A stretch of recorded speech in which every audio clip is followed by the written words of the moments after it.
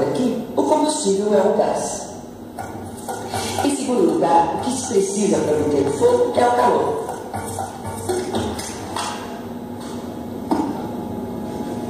É o calor que dá início ao fogo, que o mantém e que amplia a sua propagação.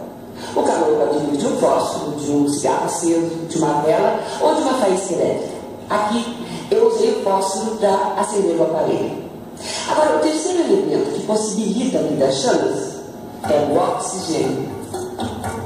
É o oxigênio que intensifica e extingue a chama.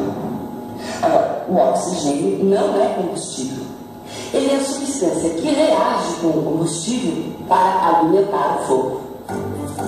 O combustível, o calor e o oxigênio formam então o que se chama de triângulo do fogo, pois a presença desses três elementos é que determina o fogo. Essa é a teoria geral do fogo. Bonito nome, não? Teoria geral do fogo. Bom, eu tenho certeza que agora você consegue pensar no exemplo de combustível, de fonte de calor e também no exemplo de como evitar um incêndio, não consegue? Dá até para fazer uma lista.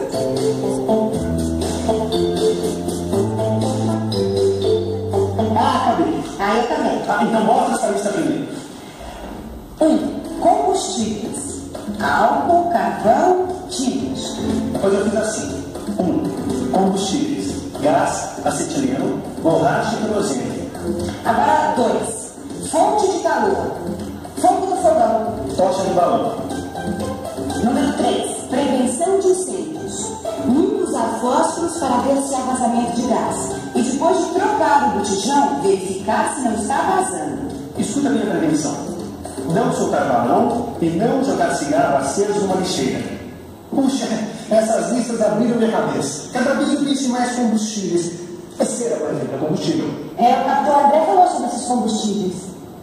Prestem atenção.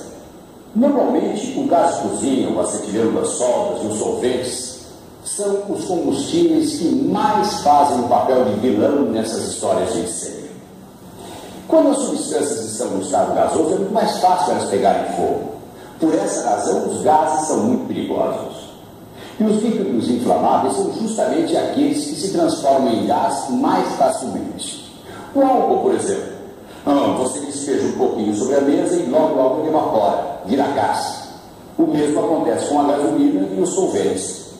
Todos eles são muito perigosos. E agora que você já viu tudo isso, você pode responder a uma pergunta.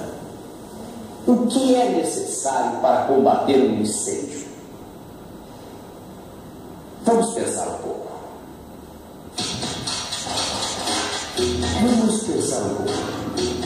Bem, eu já sei que para ter fogo são necessários os elementos do triângulo do fogo: o combustível, o calor e o oxigênio. Esses três elementos é que formam o fogo. Peraí, se o fogo precisa desses três elementos para existir, então é isso mesmo. Se eu eliminar qualquer um dos lados desse triângulo, está eliminada a possibilidade de fogo. É só tirar um dos lados do triângulo, ou o combustível, ou o calor, ou o oxigênio. Opa! Será que dá para eliminar o oxigênio? Bom, na prática é quase impossível tirar o oxigênio, porque ele está no ar e no cérebro, sempre pronto a fazer um combustível queimado. Para evitar que o fogo continue, o que se tem a fazer é impedir a chegada de mais oxigênio. Mas isso a gente vai ver na próxima teleaula. Agora que você já sabe como se forma o fogo e que ele pode ser construtivo ou destrutivo ao ser humano, ainda resta uma pergunta. No caso de ameaça de fogo, qual é a coisa mais importante a ser feita? O primordial é evitar o pânico. O pânico atrapalha as pessoas em caso de incêndio. O mais importante é acionar o Corpo de Bombeiros. No Brasil, o telefone é 193. Se você tiver condições de combater esse princípio de incêndio, faça com os extintores ou hidrantes. Se não tiver condições, saia pelas rodas de fuga, que são as escadas, e desça sempre no térreo. Outro detalhe importante, a fumaça é tão mortal quanto o fogo. Em ambientes cheios de gases, é conveniente que as pessoas andem rente ao chão, onde o ar será melhor e a temperatura será menor, e improvise lenços molhados como filtros de água. Resumindo, é o seguinte: o conhecimento das causas de um problema é que permite a ação com calma e raciocínio, porque a correria, o pânico, a confusão só aumentam a lenha na fogueira das confusões. Eu também acho a corrida desesperada para fugir do fogo não está com nada. Pois na maioria dos casos ele começa pequeno. Nós conhecemos a natureza do fogo. Sabemos como ele é